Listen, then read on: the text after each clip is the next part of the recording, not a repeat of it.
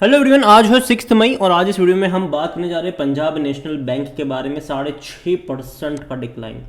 एक खबर आई जिसने आज भैया पीएसयूज को तोड़ के रख दिया और आरबीआई ने एक अनाउंसमेंट करा, हालत ख़राब हो गई। और यहाँ पर देखा जाए तो सिर्फ पंजाब नेशनल बैंक में ही नहीं, सरकारी बैंकों में भयंकर गिरावट आज के दिन में देखने को मिली।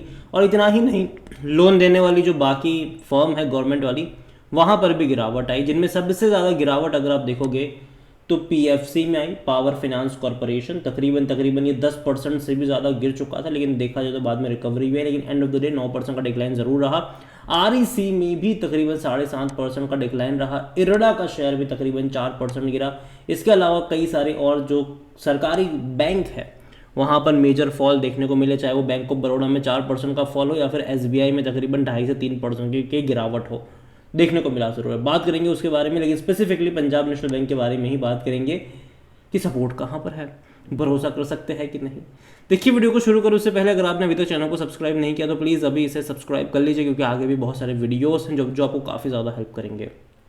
तो 127 पे आ चुका है आज। 6.5% का डिक्लाइन, एक महीने में 4.5% की गिरावट और पिछले 3 ट्रेडिंग सेशन में गिरावट बढ़ी है। अब देखिए, यहाँ पर 140 रुपये से भी ऊपर था, 3 ट्रेडिंग सेशन में लगातार गिरा और आज बड़ी गिरावट यहाँ पर दर्ज होती हुई नजर आई।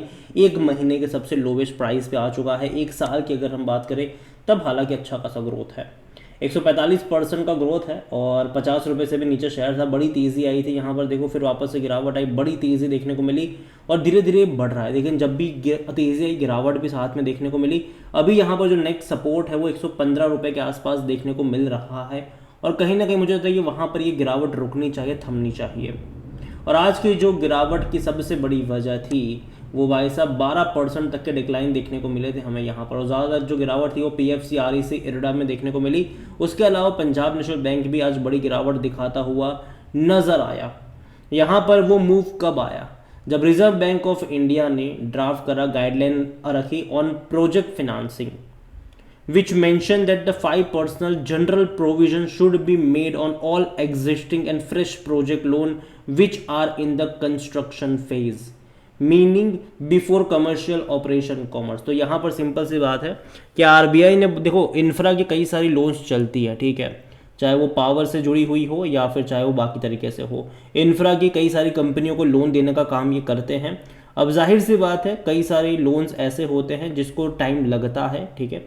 तो यहाँ पर आरबीआई ने रिस्क मैनेजमेंट करने के लिए बोला कि देखो भाई साहब, आप 5% का प्रोविजनिंग आपको करना पड़ेगा जो फ्रेश प्रोजेक्ट्स है जिस पर आप लोन दे रहे हो वहाँ पर। This guideline are propose to be applicable on both banks as well as non banks lender. तो देखो, बैंक पर तो है ही, लेकिन जो नॉन बैंक लेंडर जिसमें इरडा, पीएफसी बहुत ज़्यादा लोन देता है यहाँ पर, जो पावर से जुड़ी हुई पावर फाइनेंसिंग जिसे कहते हैं, बहुत ज़्यादा है वहाँ पर।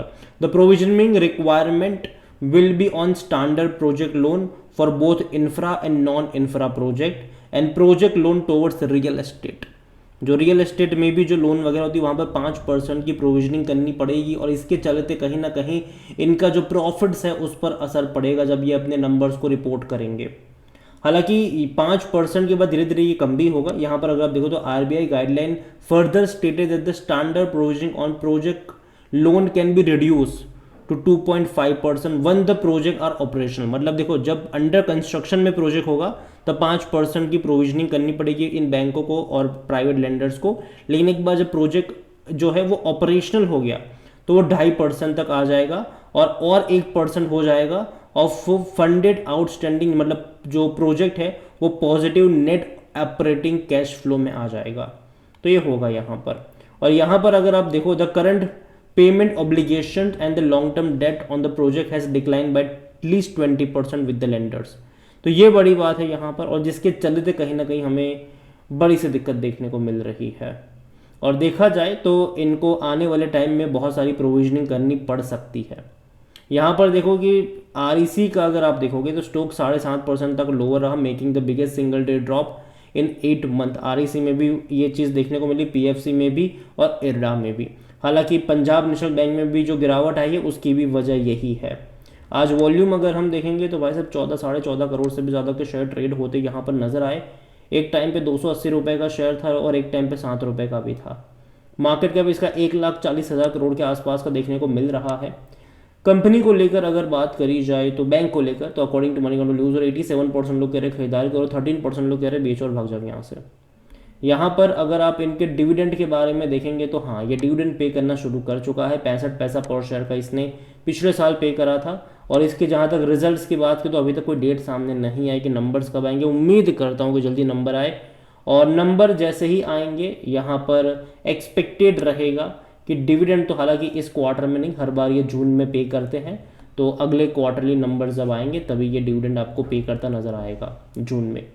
और जहाँ तक बात करी जाए रेवेन्यू वगैरह की तो यहाँ पर आप देख सकते हो अब तक के जो नंबर्स रहे वो काफ़ी अच्छे रहे। इनके रेवेन्यू में लगातार ग्रोथ देखने को मिला, और सबसे अच्छी बात है प्रॉफिट शानदार है लास्ट क्वार्टर में दिसंबर के।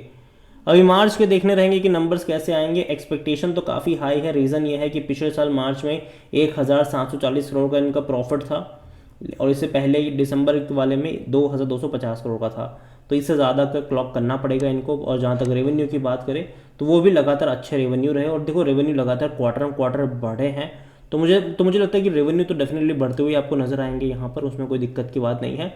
प्रॉफिट वाइज देखना रहेगा। और अगेन ये जो आरबीआई ने बोला है उसका जो असर है वो अभी ये मार्च वाले क्वार्टर में नहीं पड़ेगा, उसका जो असर है वो जून वाले क्वार्टर में पड़ने वाला है, उसके बाद के सितंबर में पड़ने वाला है। तो वो नंबर्स इंपॉर्टेंट भी हो जाएंगे कि वहाँ पर भैया क्या बता कि प्रॉफिट वाइज फिर क्वार्टर ऑन क्वार्टर अपडेट ना देखने को मिले, मतलब ग्रोथ ना देखने को मिले। पॉसिबल है, ठीक है, मैं ये नहीं कह रहा हूँ कि ऐसा ही होगा। अगर हम वैल्यूएशन के बारे में देखें तो 21-22 का पी है, थोड़ा सा महंगा है सेक्टर पी 18 के मुकाबले।